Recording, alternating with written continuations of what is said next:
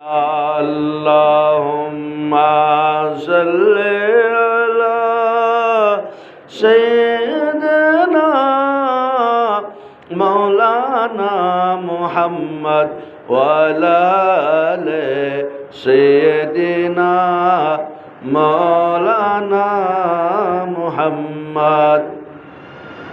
A'udzu billahi minash shaitanir rajim. Bismillahir rahmanir rahim. Yas'aluhu man fis samawati wal ard kulla yawmin huwa fi sha'n. وقال الله تعالى وفي الآية الأخرى الذين ينفقون في السراء والضراء والكاظمين الغيظ والعافين عن الناس والله يحب المحسنين.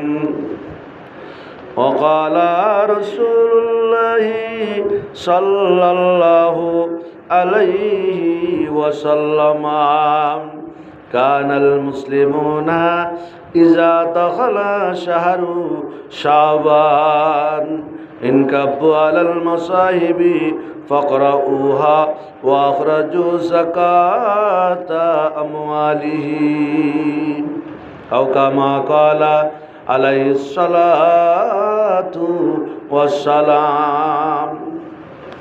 মহান রবের দরবারে শুকরিয়া। আজকে সৈয়দুল আইয়াম জুমার এই নামাজের জন্য আল্লাহ পাক রব্বুল আলামিন পবিত্র মাহে শাবানের মধ্যে আমাদেরকে আল্লাহর ঘরে নিয়ে আসছেন এবং যারা যথাসময়ে আল্লাহ পাক রব্বুল আলামিনের ইয়াদ এবং স্মরণের মধ্যে যারা অন্তরের মধ্যে রেখাপাত সৃষ্টি হচ্ছে না, সেই মহান রবের দরবারে ফরিয়াদ জানাই আল্লাহ পাক রব্বুল আলামিন সকল মুসলিম উম্মাহকে যেন যথাসময়ে জুমার নামাজে আসার জন্য আল্লাহ সবাইকে তৌফিক দান করুন। সবাই বলেন আল্লাহুম্মা আমিন। ও আল্লাহর বান্দাগণ, আল্লাহ পাক রব্বুল আলামিন নিজেই ঘোষণা দিয়েছেন এই দিন সম্পর্কে। কারণ আল্লাহ পাক রব্বুল আলামিন জানে যে পৃথিবীর মধ্যে মানুষ যখন আসবে, দুনিয়ার বিভিন্ন নিয়ামতের মধ্যে মানুষ পড়ে আল্লাহকে বলে যাবে। আল্লাহ রব্বুল আলামিন যে জন্য মানুষকে সৃষ্টি করেছেন সে উদ্দেশ্য থেকে মানুষ দূরে চলে যাবে। সেই জন্য আল্লাহ পাক রব্বুল আলামিন ঘোষণা দিয়েছেন, ইয়া আইয়ুহাল্লাযীনা আমানু ইযা নুদিয়া লিস-সালাতি মিন ইয়াউমিল জুমআহ।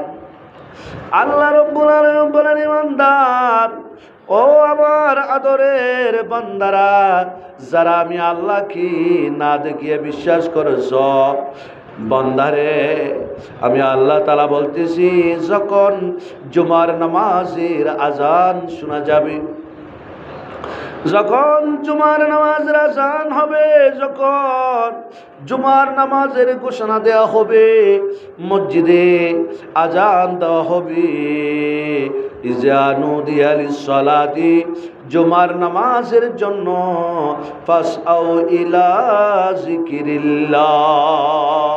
আল্লাহ বলেন, আল্লাহর ইবাদতের জন্য, আল্লাহর গোলামির জন্য, আল্লাহর স্মরণের জন্য দুনিয়ার যাবতীয় কাজ যদি তাকে, যে কাজ করুল করুল টাকার লাভ হয়, এমন কাজকে ছেড়ে দিয়ে আজান শোনার সাথে আল্লাহর ঘরে মসজিদে দৌড়িয়ে আসো। সুবহানাল্লাহ।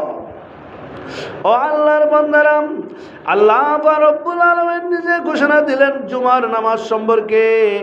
আজকে আমরা মুসলমান সমাজ এভাবে আমাদের অন্তরের মধ্যে জুমার জন্য মোহাব্বত থাকতে হবে, জুমার জন্য ভালোবাসা থাকতে হবে, জুমার জন্য মনের মধ্যে টান থাকতে হবে। এবং সকালবেলা ফজরের নামাজের পর আল্লাহর কাছে ফরিয়াদ করতে হবে। রব্বুল আলামিন, জানি না আর কয় বছর দুনিয়ায় থাকব, জানি না আর কয় মাস দুনিয়ায় থাকব, আর কয়দিন দুনিয়ায় থাকবো। আল্লাহ, আজান দেওয়ার সাথে সাথে মসজিদে ঢুকে আল্লাহ নামাজ আদায় করে আল্লাহ আপনার কুদরতের পায়ে সিজদা দিয়ে আমাকে তৌফিক দাও। এভাবে সকল মুসলিম উম্মাহ যখন জুমার নামাজকে মহব্বত করবে, জুমার নামাজকে ভালোবাসবে, আল্লাহ পাক রব্বুল আলামিন ওই মুসলমানের অন্তরের মধ্যে আল্লাহর নূর দিয়ে বান্দার জীবনকে ধন্য করিয়ে দিবে। সুবহানাল্লাহ। ও আল্লাহর বান্দারা, দুনিয়ায় যতদিন হায়াত থাকবে, জীবন থাকবে, অতদিন কাজ থাকবে, কিন্তু কাজ হবে পরে। জীবন থাকতে কাজ করা যাবে, জীবন থাকলে কাজ করা যাবে, কিন্তু যে ইবাদতের সময়টা জীবন থেকে বিয়োগ হয়ে যাচ্ছে, চলে যাচ্ছে, ওই সময় আর পাওয়া যাবে না।